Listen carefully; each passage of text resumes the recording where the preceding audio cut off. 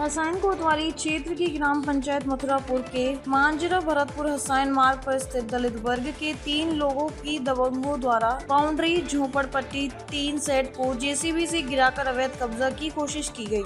पीड़ित पक्ष द्वारा विरोध करने पर दबंगों ने जाति सूचक शब्दों का दंगों द्वारा प्लाटों पर न आने की भी धमकी दी गई, जिसे लेकर पीड़ित पक्ष द्वारा हसैन कोतवाली और सिकंदरा राव उप जिलाधिकारी के यहाँ शिकायत की गई। शिकायतकर्ता को राहत न मिलने के कारण उसके द्वारा जिलाधिकारी के यहाँ जाकर न्याय की गुहार करने को मजबूर होना पड़ रहा है। उल्लेखनीय है कि हसैन के नजदीक गांव भरतपुर हसैन मार्ग पर भगवान सिंह, बनवारी लाल, उदयवीर सिंह, दिवाकर के हसैन भरतपुर मार्ग पर प्लॉट है, जिनका इसके पास जगह के बैनामा और आवंटन के कागज भी मौजूद हैं, जिस पर काफी वर्ष से बाउंड्री वाल टीन सेट बना हुआ था। इसे शुक्रवार की दोपहर पूरा गिरा दिया गया था, जबकि उसी समय पुलिस प्रशासन जुमा की नमाज अदा करने में व्यस्त था। उसी दरमियान भरतपुर के दबंगों द्वारा जेसीबी से पूरे बाउंड्री और टीन सेट, झोपड़पट्टी सभी को गिराकर अवैध कब्जा करने की कोशिश की गई। इतने में पीड़ित पक्ष को जानकारी हुई तो उनके द्वारा ऐसा करने को कहा गया, तो उनसे दबंगों ने जाति सूचक शब्दों का प्रयोग करते हुए उक्त स्थान पर न आने की धमकी भरतपुर निवासी रामू शर्मा द्वारा दी गई। इस प्रकरण को लेकर हसैन कोतवाली योगेश कुमार द्वारा जानकारी मिलते ही हस्तक्षेप करते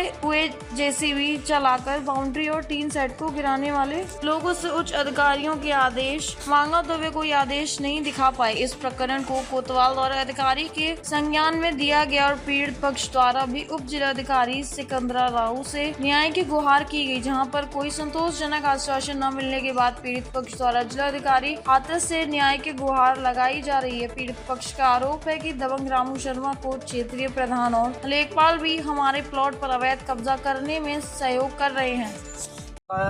85 साल पुराना है और इसमें क्या नाम है, रामू और लेखपाल साहब और प्रधान जी, इन्होंने दबंगी से हमें बिना बताए, कोई हमारे पास कोई सूचना नहीं है और हमारे पास कोई पुलिस प्रशासन से कोई नोटिस आया और इन लोगों ने जबरदस्ती हमारे जो टीन सेट वगैरह, खूटा वगैरह वहाँ पे थे, खाट वगैरह सारी पड़ी हुई थी, इन्होंने उनको जेसीबी से सब ध्वस्त कर दिया गया है। और हम वहाँ पे गए, हमें पता पड़ा तो हमने इन लोगों से कहा तो इन्होंने हमें जाति सूचक शब्द कहे और इन्होंने हमें मारने पीटने की धमकी दी और हम थाने भी गए, वहाँ पे हमारी कोई सुनवाई नहीं हुई है अभी फिलहाल। एसडीएम से मिले थे, उसमें क्या हुआ? एसडीएम साहब से मिले थे हम, तो उन्होंने ये कहा था कि मैंने नायब तहसीलदार को ये सूचना दे दी है और क्या नाम है, लेखपाल साहब से बात करूँगा।